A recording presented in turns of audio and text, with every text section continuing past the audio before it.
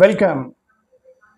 Vijay political party నుంచి మనం నేర్చుకోవాల్సినటువంటి కొన్ని పాఠాలు ఉన్నాయి. అవే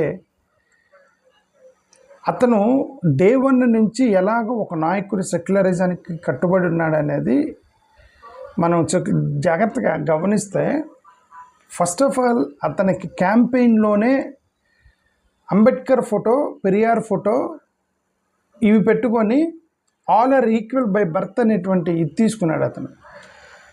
అసలు విజయ్ మన యొక్క లోకల్ చరిత్రలోకి వెళ్ళి చూస్తే కూడా విజయ్కి విజయ్ ఎవరైతే ఉన్నాడో ఇతను బ్యాక్వర్డ్ కమ్యూనిటీకి సంబంధించినటువంటి converted Christian.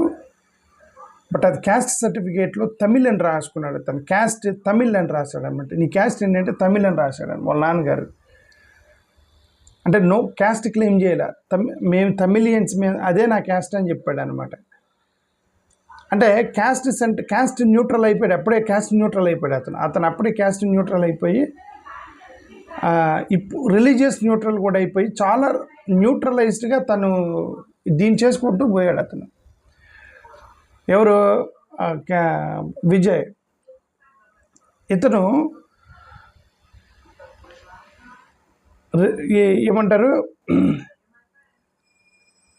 Ideological enemy Bharatiya Janata party అని చెప్పి ఎన్డీఏ కమ్యూనల్ ఫోర్సెస్ తోటి నేను ఎలియన్స్ పెట్టుకునే ప్రసక్తి లేదని చెప్పేసి ఎలక్షన్ ముందే చెప్పాడు. ఎందుకంటే ఆఫర్ వచ్చింది అతనికి.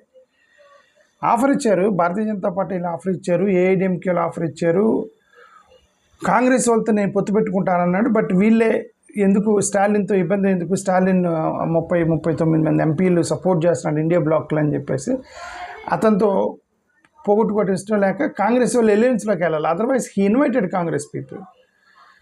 ఎందుకు ఒక కాంగ్రెస్ నాయకుడు ఫోటో పెట్టుకొని అతను ఎన్నికల్లోకి వెళ్ళాడు. కాంగ్రెస్ నాయకుడు ఫోటో పెట్టుకున్నాడు అతను. ఆ కాంగ్రెస్ నాయకుని పేరు ఏదో ఉంది, జయరాజో ఏదో పేరు ఉంది, ఓకే పేరు మర్చిపోయాను,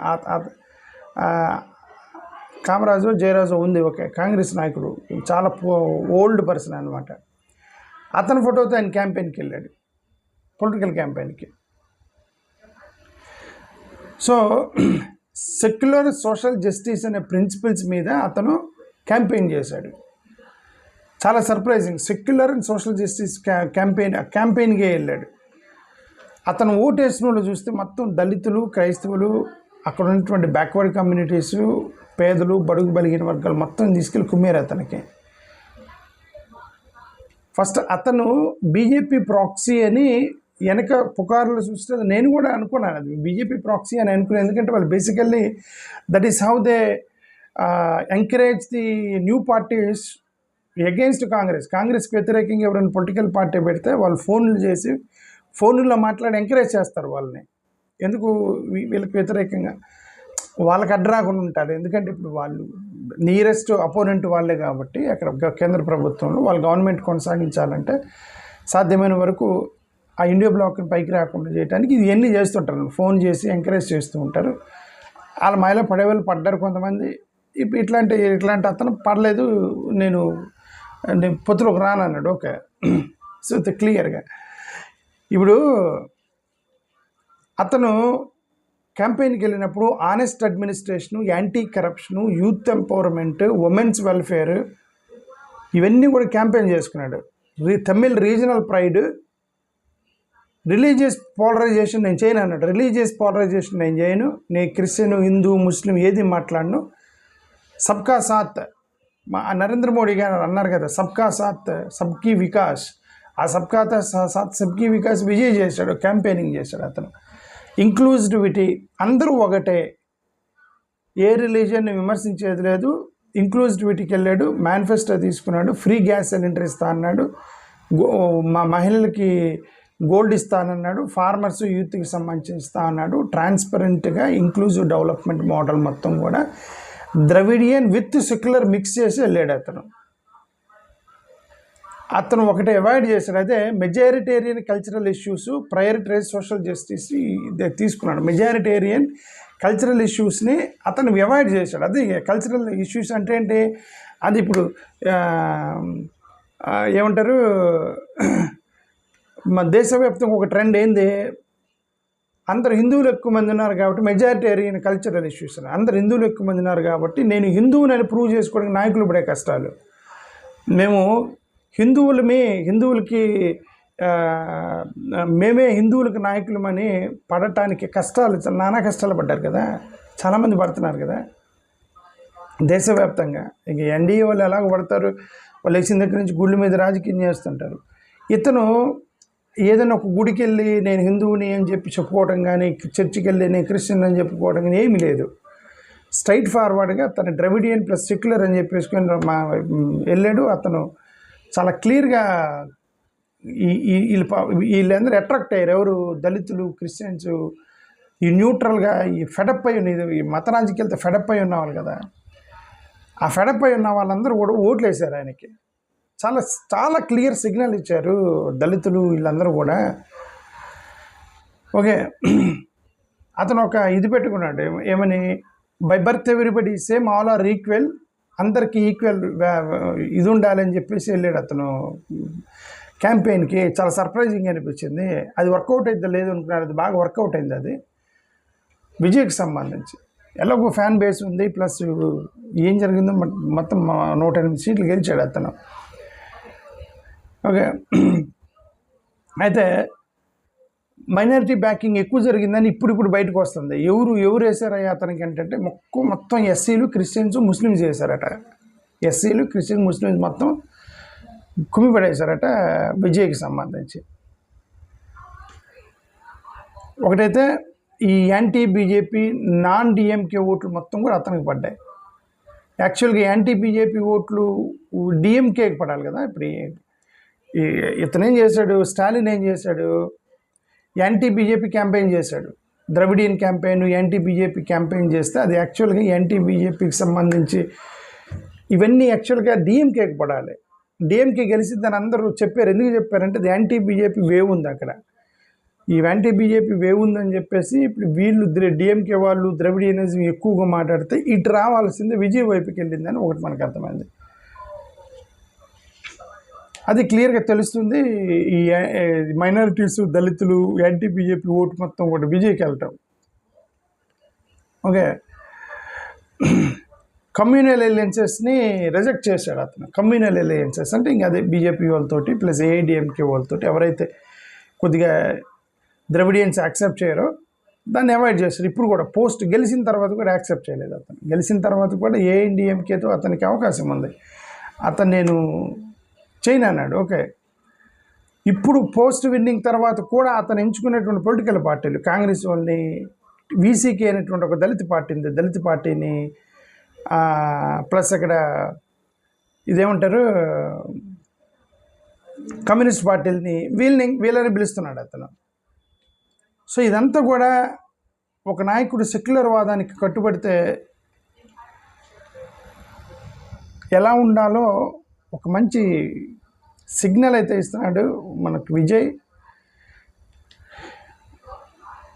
హ్యాపీ అనిపిస్తుంది. ఓకే, ఒక నాయకుడిని చూసి మరి ఏమి ఫస్ట్ టైం కాబట్టి పెద్దగా కష్టాలు ఎలా ఉంటాయి, కేసులు పెట్టి ఈడీలు మొత్తం కేసులు పెట్టి జైలుకు పంపిస్తే జైల్లో కొంతకాలం ఉన్న తర్వాత ఈ బాధ ఎవడు పడతాడని మళ్ళీ అతను కూడా పోతాడు, మనకేం తెలియదు. ఓకే, బట్ ఫస్ట్ టైం కాబట్టి అతను స్టాండ్ తీసుకుంటున్నాడు. ఫస్ట్ టైం అందరూ స్టాండ్ తీసుకుంటారు. ఒకదే దెబ్బతిన్న తర్వాత ఏం చేస్తారు, టక్కని కాంప్రమైజ్ అవుతారు. అరవింద్ కేజ్రీవాల్ కాంప్రమైజ్ అవ్వలేదు, ఇంకా ఏం అవుతాడేమో త్వరలో. ఎందుకంటే అతను కూడా వెనక పక్కన కేసీఆర్ కాంప్రమైజ్ అయ్యాడు, జగన్ గారు కాంప్రమైజ్ అయ్యారు, ఇంకా ఎవరెవరు మరి వాళ్ళతో టచ్లో ఉన్న వాళ్ళు ఇప్పుడు చాలామంది ఉన్నారు. ఓకే, వీళ్ళందరూ ఏంటి అంటే ఒకసారి దెబ్బతిని ఉన్నారు ఆల్రెడీ, ఒకసారి జైలుకి పోయి ఉన్నారు. కేసీఆర్ జైలుకి పోలేదు కానీ బట్ అతను ఎందుకు వాళ్ళకి కవితని కేసు పెట్టారని చెప్పి కాంప్రమైజ్ కవిత. సో ఇప్పుడు ఇతనికి ఫస్ట్ టైం ఇతను కూడా ఒకసారి జైలు వేస్తే ఏమన్నా యాడ్ చూస్తే ఎక్కడ పడతారు ఇవన్నీ చెప్పి అప్పుడు మళ్ళీ వాళ్ళు చుడు తిరుగుతాడేమో. ప్రస్తుతానికి అయితే కొత్త ఊపిలో ఉన్నాడు కాబట్టి అతను సెక్యులర్ స్టాండ్ తీసుకుని మాట్లాడుతున్నాడు. ఒకటైతే అర్థమైంది మనకి విజయ్కి సంబంధించి. ఓకే,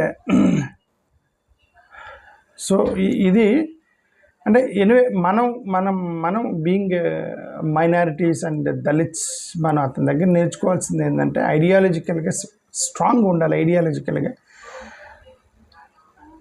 నేను చాలా రోజుల నుంచి నేను ఐడియాలజికల్గా మాట్లాడుతుంటే ఆంధ్రప్రదేశ్లో ఎవడరీడు యూట్యూబ్లో పొద్దుగూగులు వేసిన దగ్గర నుంచి ఐడియాలజీ అంటాడు ఎందుకని అని చాలామంది నన్ను తిట్టుకొని ఉండవచ్చు. బట్ నేను చాలాసార్లు చెప్తాను ఏంటంటే if there is no ideology there is no protection of the people. Ideology లేకుండా ప్రజలు మనం కాపాడలేము. మీ యొక్క ఐడియా ఏంటి, మీరు ఏ విధంగా మీరు ఒక ప్రజల్ని కాపాడుతారు అనేది మీకు ఒక ఫండమెంటల్ ఐడియా లేకుండా ప్రజల్ని మనం కాపాడలేము. అది నేను ఎందుకే చెప్తా, ఈ political party should be filled with top priority should be ideology. లేదా చంద్రబాబు నాయుడు గారి లాగా ఎవరు అధికారంలోకి వస్తారంటే వాళ్ళతో ఎలియన్స్లోకి వెళ్ళి పూలప్ చేసుకోవాలి. ఎలియన్స్లోకి వెళ్ళి పూలప్ చేసుకుంటాడు అతను. ఇంతవరకు Telugu Desam party out of alliance గెలవాల. ఎన్డీఏతో ఎలియన్సో బీజేపీతో ఎలియన్సో ఇట్లా ఎలియన్స్లు పెట్టుకున్నప్పుడు గెలిచాడు అతను. ఒక్కడికి ఒకసారి గెలవాలో టీడీపీ చంద్రబాబు నాయుడు గారు. అంటే ఏంటి అర్థం, without other support he will not win. Chandrababu Naidu గారు మిగతా వాళ్ళ సపోర్ట్ అయితే ఆయన గెలవలేడని కదా ఇండికేషన్ కదా అది. చేద్దాం అట్లా చేయాలి, పక్క వాళ్ళ మీద ఆధారపడి చేయాలి, లేదా ఐడియాలజీ మీద నిలబడి ప్రజల మీద ఆధారపడాలి. అది నా ఉద్దేశం. సరే, anyway let us appreciate Vijay. దళితులు మనందరం కూడా we are supporting Vijay. Of course we continue to support Stalin. ఎందుకంటే that's what everybody who is in the India bloc will support. Who are secular will support.